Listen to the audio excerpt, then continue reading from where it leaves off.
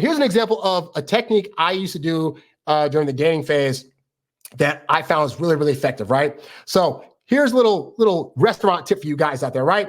You take a girl to a restaurant, you show her a good time. So many women go on dates thinking, okay, the bill's coming, and one or two things are going to happen. Either he's going to ask me to split the bill, which he asked me on the date, so I don't want to do that, or he's going to get the bill, he's going to look at it, and he's going to be freaking like nervous, like, oh my God, I can't cover this. Oh my God, like this bill costs it's like $50. I only have $40 in my account. What the heck?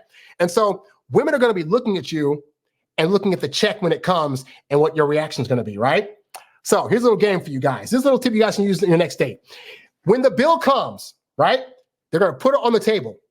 Don't even open the checkbook. Literally, just take your card out, put it on the checkbook, and pass it back to the server to take. Don't even look at it. Now, I have found this to be a quite powerful move because what it indicates to women, one, is that they definitely know they're not helping you split, they're not splitting the check, so they don't have to pay for this meal. But what I found is that is indicative of a guy that is not worried about his finances, is not worried about money, and more importantly, he's so confident that he can cover this thing that he doesn't even have to look at it.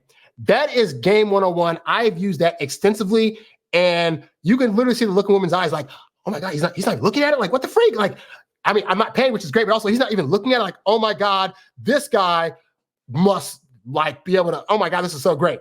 But it speaks to showing women a level of confidence that they're not going to be able to see from most other guys. And I'm telling you, that one move of just when the check comes, just putting your card down and just sitting off, you're going to make such a grand impression on most women.